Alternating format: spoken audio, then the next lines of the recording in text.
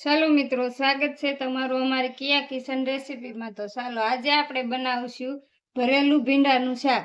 તો ભરેલા ભીંડાનું શાક બનાવવા માટે આપણે અહીંયા ભીંડો લીધો છે અને એકદમ તાજો છે। આ રીતનો ભીંડો લીધો છે, કૂણો કૂણો અને તાજો।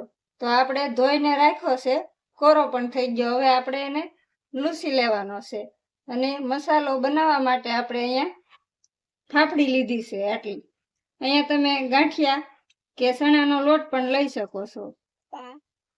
તો છાંડેલું મરચું લીધું છે આપણે લસણ વાળું, લસણની કળી લીધી છે, 1 ચમચી આપણે ધાણા જીરું પાવડર લીધું છે, 1 ચમચી હિંગ લીધી છે, 1 ચમચી હળદર લીધી છે, 1 ચમચી નમક લીધું છે આપણે, અને તેલ જશે આપણે વઘાર કરવા માટે।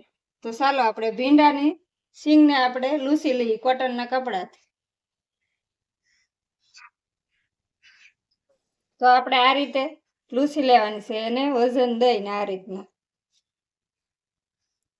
એટલે કોરી પણ થઈ જાય અને લૂછાઈ પણ જાય। આ રીતે પાણી લાગેલું હોય તો સુસાઈ જાય, અને આ રીતે આપણે લૂછી લેવાની છે। તો ફાફડીને આપણે આ રીતે વાટી લઈશું।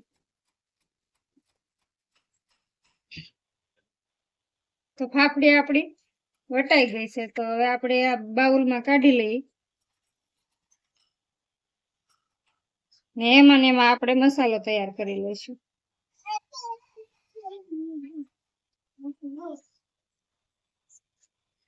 મીઠું એડ કરીશું, હળદર, ધાણા જીરું પાવડર અને લાલ મરચું।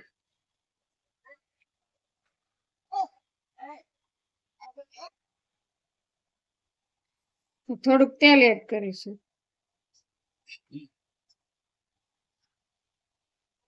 ને આ રીતે આપણે મિક્સ કરી લેશું। તો મસાલો આપણો તૈયાર થઈ ગયો છે। હવે આપણે શીંગને કટિંગ કરી લઈશું। આ રીતે કટિંગ કરવાનું છે, આખું ડીટીયું નથી કાઢવાનું, નકર આપણો મસાલો એમાંથી નીકળવા કરે। એટલે આપણે ડીટીયાનો ભાગ છે ને થોડોક જ કાઢવાનો ને આ રીતનું કટ લગાવવાનો છે, આમાં આપણો મસાલો ભરાઈ જશે આ રીતે। તો આ રીતે આપણે કટિંગ કરવાનું છે।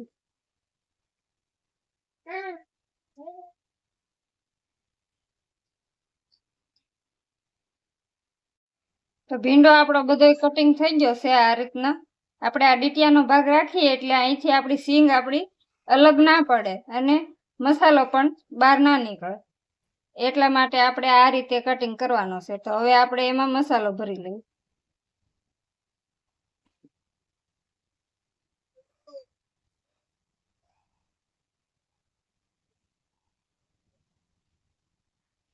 તો આ રીતે આપણે મસાલો ભરી લેવાનો છે બધી શીંગ।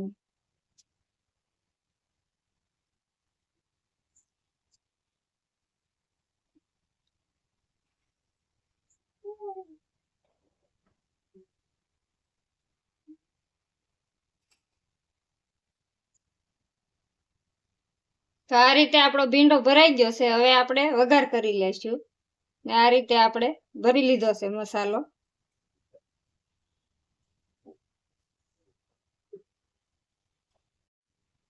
તો ગેસ ચાલુ કરીને આપણે એક લોહી લીધું છે, એમાં આપણે બનાવવાનું છે।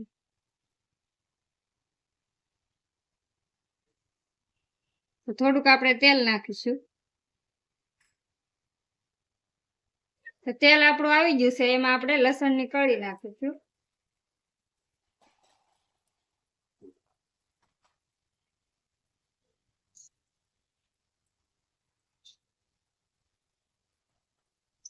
થોડુંક જીરું પણ નાખશું અને થોડી હિંગ નાખશું।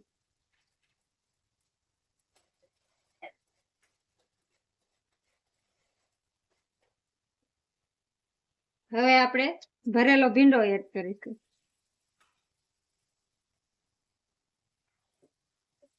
એને આ રીતે આપણે હલાવી લઈશું।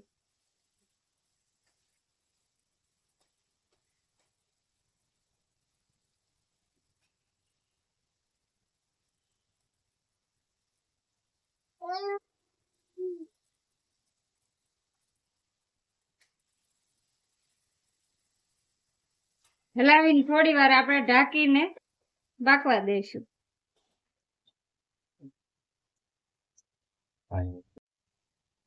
તો 2 મિનિટ સુધી આપણે ઢાંકી દીધું. તો હવે આપણે જોઈ લઈએ.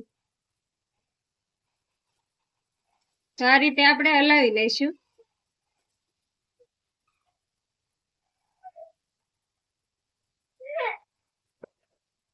થોડુંક મીઠું એડ કરીશું ને હળદર ને લાલ મરચું પાવડર, ધાણા જીરું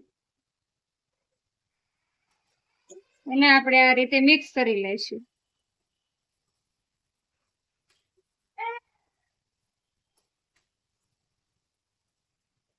ને 2 થી 3 મિનિટ આપણે મસાલો બધો એડ કર્યો છે. તો 2 થી 3 મિનિટ પાછો આપણે ઢાંકીને પાકવા દઈશું.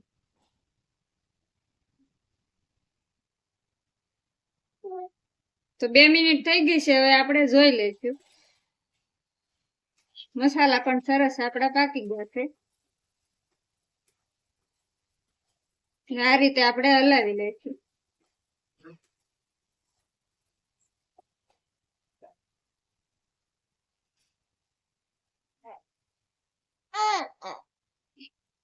તો હવે આપણે થોડુંક દહીં એડ કરીશું.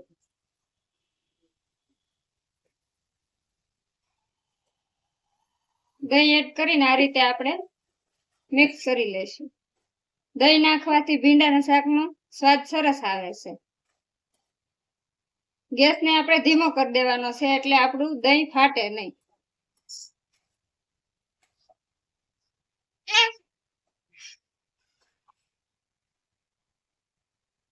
તો દહીં એડ કરીને આપણે થોડી વાર ઢાંકી દઈશું એટલે તેલ આપણું આપોઆપ એના જાતે જ તે છૂટું પડી જશે.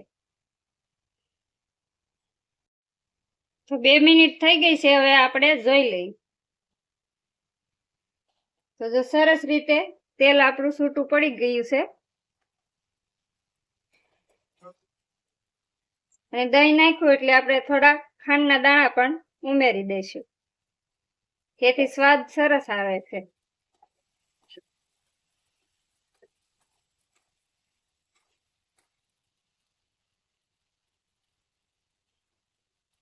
તો ગેસને હવે આપણે બંધ કરી દઈશું.